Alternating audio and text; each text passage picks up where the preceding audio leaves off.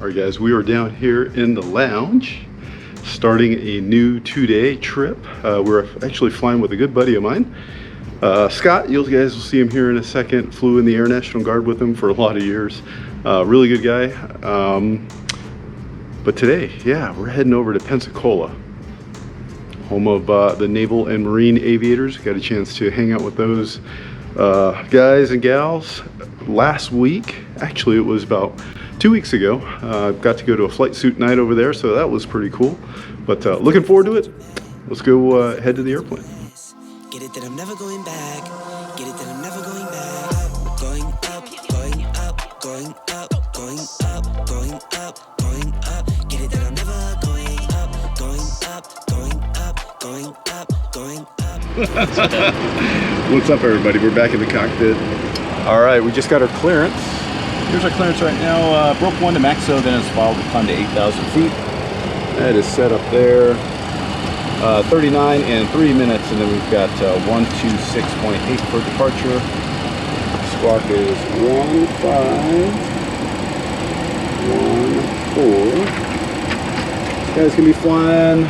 So that's up. He's got the flight director on his side. There is the route. Actually looks really good today. There is no turbulence spots. A little bit of storm action down below and some radar returns, but heading over to Dallas today. It is a gorgeous ride. Again, heading over at 39,000 feet. Anyways, that is the route. Let me introduce you to my good friend Scotty. Scotty and I flew at the Air National Guard here in Phoenix for a long time. Scotty retired before me. Obviously, he's a captain here. It's really awesome to get to fly with him. Scotty, hey, say hi to the people. Hello, people. So, a good thing about this video today is we're going to talk about Air National Guard and Reserve units. So, both Scotty and I obviously flew for the Air National Guard. I also flew for the Reserves out in California. And we'll have a little bit of a question and answer session about, what our experience was getting into the Guard, flying for the Guard, and flying for the Guard and flying for the airlines at the same time. Right.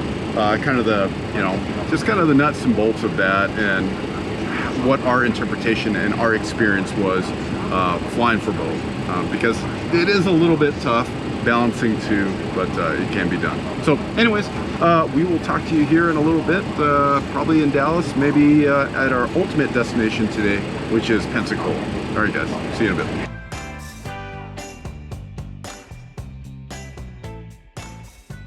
All right, guys, we are here. Took us only 2 hours, 3 minutes of flying time, block of 225. We've got our APU on right now. We have ground power available. So taking a look at our freaks and bolts, that looks good. Let's go ahead and add that. Go ahead and turn off the air. Light going. And ground air is good. With the gen bus lights off. I'm gonna go ahead and turn off the APU. And we're done with that. We're gonna go ahead and vacate this airplane. We are, I didn't tell you guys, we do have a plane change. So we're gonna run up, grab our other airplane at the other gate number 1 here in Dallas, and head on over to Pensacola. So that's what's going on right now. We'll see you at the other airplane. All right, guys, we are here at our new airplane. Okay, we're gonna knock out a couple of questions. But first, I want to introduce Scott. Scott, I flew with in the Air National Guard for probably about 10 years. Really good fun with him. I just want to get his journey that he had through the Air National Guard, and I'll let him explain that to you. So, here's Scott. Hi, how's everybody doing out there? I started my Guard career. I was in college, and I was kind of looking at flying, and I had heard about the Air National Guard, so I went in and actually enlisted as an aircraft mechanic first to get myself a foot in the door for the Guard units in Phoenix, Arizona. And so I got in there, I kind of started meeting people, seeing how the process worked of becoming a pilot, and I kind of went from there. I was from Alaska, I grew up in Alaska, and I had heard about some openings of pilot training slots in the Alaska Guard. And so I was kind of trying both Phoenix and Alaska at the same time. I got my degree, I applied for the pilot training slots. It's kind of like applying for a job. You apply for those, and then they weed through the applications, and then they pick and they interview, and they select from there. So I did that. Alaska called me first. I went up there, I interviewed, I got hired, and basically put in a pool where you start the process of getting your physical done first, make sure you can pass the physical. Then when I went, we had a flight screening program, I went through that, then officer training school, and eventually on to undergraduate pilot training in Columbus, Mississippi. And went through that whole process, and basically it was a great life, great career. I spent 23 years in the Guard, changed my whole life. It's been great, and I highly recommend anybody do it. And it's always easy to find help when you're trying to find people that want to join the Guard and get in there. Guardsmen are always great at helping out in that. So that was kind of my journey through the whole Guard. So I ended up here in Southwest. That was awesome. Actually, I learned a little bit about Scott that I didn't know. I thought I knew everything about him. Anyways, we're gonna go with one question right now. We are still boarding. We still got a couple of minutes, but Scott, I will tee this one up to you. It's from Chocolate Taco. Okay. Is it difficult to manage flying as a traditional reservist / guardsman and flying for the airlines? So that's probably a good and popular question. Yeah. Can you do both? And Scott's been doing it a long time, so we'll let him answer that one. Yeah, I did both for 8 years. I hired Southwest in 2000, and I retired from the Guard in 2008. So for that 8 years, I was doing both. It is a balance, to trying to balance the schedule. It all really depends on what your flying job is in the Guard. We flew tankers, so we did a lot of trips, a lot of support. So we would, so trying to balance those two can be difficult sometimes, but the airlines work with you really well and giving you the days off you need to go do to fly with the Guard if you're going on trips or local flying or drill weekends and things like that. So it is, it can be tough at times, but it's fun at times, and you know, it's you kind of learn how to manage the whole thing between the two jobs. So for me, yeah, it was fun, but it is a lot of work, and you know, you just make it happen. That's it. That's the key phrases. Make it happen. You can do it. So, yeah, like Scott was saying, it also depends on what airframe you're flying, right? Us as tanker guys, we could go over, do a local mission, be fully qualified. We did have to do some overseas trips. So again, our airline worked for us really, really good, and giving us the time off so we could do those TDYs, deployments or whatever. Depending on the airplane you fly, like if you flew a C-17, many of you guys knew I was in the reserves before I came to the Guard flying C-5s. My unit transferred over to a C-17 unit, and there were a lot more requirements. So with your AR, airdrop, assault, you know, all that good stuff. So it depends on the unit and the airplane. Now, don't get me wrong, man, C-17 is an amazing airplane. It's just going to be a little bit more of a balancing act when you come to the airlines to fly a C-17 versus a tanker versus a fighter.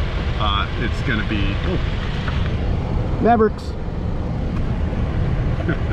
Sorry, I'm an airplane nut. But anyways, yeah, it depends on the airplane. So my advice to you guys is to research what airplane you want to fly, number one. That's first and foremost. And then learn more about what the lifestyle is at that unit.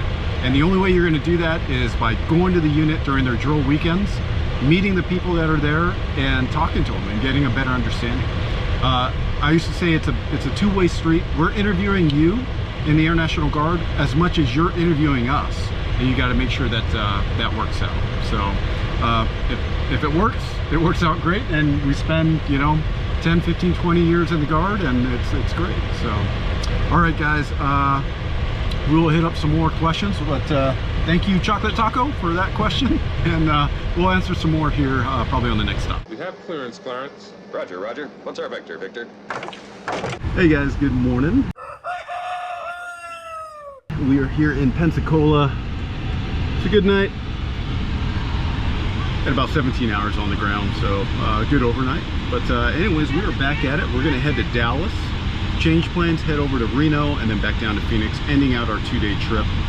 So with that, we're going to answer a few more questions. I've actually got a few questions about do you need any flight time or ratings to get in the Air National Guard, basically. Some are saying, do I need a private, do I need an instrument? Well, that depends on the Guard unit. Some Guard units don't require anything. Some Guard units require you to enlist so they can see you there during that process. Back in my Guard unit, back in the day at the Arizona Guard, the Copperheads, we like to see a little bit of flight time. I like personally to see you at least have a private pilot license. If you had more than that, that was awesome.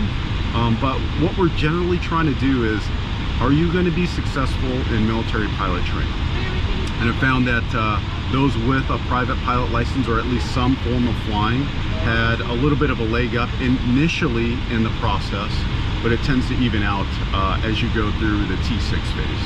But initially it kind of gives you a little bit of a boost that I've seen. So again, the answer is it depends. Depends on the unit. Depends on what their flavor of their unit is like. Some take without flight time. Some like to see some flight time. Some like to see private, and some are the more the merrier. So it depends. You will hear that answer a lot in your flying career. So anyways, Scott's got a good question. Hey everybody, how you doing? Yeah, a couple people had asked about how in the Guard do you get assigned what aircraft you're going to fly, also how often do you fly, and what's the competition like when you get to pilot training on what airplane you're going to fly. And the beauty of the Guard is that if you get selected to go to pilot training, you already know exactly what you're going to fly. So whatever unit you get hired by, let's say they have KC-135s, F-16s, F-22s, whatever, if you get hired by them to go to pilot training, that is what you're going to be flying. You're going to know that before you ever get to pilot training, which when you get there, you'll find out, you'll get a lot of questions about how do you already know what you're going to fly? And everybody will be like, well, I've never heard of the Guard. And you'll be like, you'll be a god. So everybody will love it, and they'll be like, I should have done that. But so that's how you determine what aircraft you're going to fly. Now, as far as how often or how much do you have to fly, it all depends on the equipment. In the Guard, you get what they call AFTPs, which are flight training periods, and you get 4 of those a month. And so those are usually for like local flights, ground training, that kind of stuff. So typically on an average Guard unit, we'll say for KC-135, which I flew with Ernie, we flew probably once a week, 4 times a month. And then on top of that, there are trips that you do, like deployments to places like that. And as a Guard guy, as a part-timer, you volunteer for those most of the time, and you can do them as often as you want or as little as you want. They kind of try to divide them all up between all the guys that want to go on trips. So and it depends on how good the trip is too, you know. So very true. You might have to do some that aren't great to get the really good ones, but they're all fun, they're all great, and that's kind of how the whole Guard works. And the beauty of the Guard is that when you get assigned your airplane of what you can fly, you'll be there for as long as you want. There's no moving, you know, you're not saying, oh, get your orders are up and now it's time to go somewhere else. You'll be there for 20 years if you want, through retirement, which most guys stay till retirement. But that's kind of it in a nutshell. So. All right, guys, we got to get ready. We're gonna head on off to Dallas. If we got a little bit more time, we'll answer a few more of your questions. Thanks for sending them in. They're very thoughtful, and we wanted to do this for a little bit now, so I'm glad we get to do it. We'll see you in Dallas. Are we there yet? All right, guys, we are here. Reno. Yep, we skipped Dallas because we got into Dallas a little bit behind schedule, and we had to change plans, and we didn't have a whole lot of time, so sorry. No Dallas in that one. But anyways, we're going to finish up on 2 more questions, and we're going to call it a day, because then we got to get ready. We got 1 more back to Phoenix, and we're done. So from Luke Manu, he'd like to know the opinion on how a Guard pilot handles working at an airline with having a Guard job. So do you need to live in base for the Guard job, or can you travel from your airline base? That's a great question, one that is asked a lot, and one that we got a lot of experience with. So I'll let Scott answer that one. Yeah, like Ernie said, it's a great question. as an airline pilot, you can almost guarantee sometime in your career you're going to have to commute to something somewhere, maybe for a short period, maybe for a long period, but we'll definitely be commuting somewhere. But as far as the guard is concerned, if you're going to have to pick one to commute to or from, I think it would be a lot easier to commute to your guard job and then live in the domicile base. Reason being is you have usually have a lot of flexibility with the guard. Let's say you have to get your 3 or 4 flights in for the month. Usually the schedules will work with you, and you could just commute in, say 1 day, and then work your couple of flights for 3-4 days or whatever, and then get all your beans done, and then go ahead and commute back to your domicile base for your airline. You probably have to do that once a month, whereas if you're working for the airline and you're living somewhere else, you're probably going to have to commute in once a week. Sometimes you can put those trips together and lessen your commute, but you'll be commuting a lot more for the airline as based or against the guard. So if I had to pick one, that's what I would do. Obviously the best scenario is both in your base. It's difficult to do sometimes, but it's definitely possible. Me and Ernie did it. We live in Phoenix, and we're in the guard in Phoenix and southwest of Phoenix. So best of both worlds, obviously. But if I was going to pick one, it'd definitely be commute to your guard job. You know, there was one saying back in the day. It was like, if you want a airline job, join the Guard or Reserve. If you want a Guard or Reserve job, get on with an airline. So Yeah. That was kind of a big saying back in the day. I don't know how true it is nowadays, but anyways, we are gonna wrap it up. Thank you so much for all the questions. They were very, very thoughtful questions. We like doing this stuff. Obviously giving back to y'all, asking questions from us to hopefully help you guys get into these seats one day. So we enjoy doing that. But anyways, I hope you guys have a great week, and thanks again for watching. If you got value out of this, hit the thumbs up and subscribe if you haven't. Come along with us and enjoy the journey. Get it that I'm never going back. Get it that I'm never going back. Going up, going up, going up, going up, going up, going up. Get it that I'm never going up, going up, going up, going up, going up.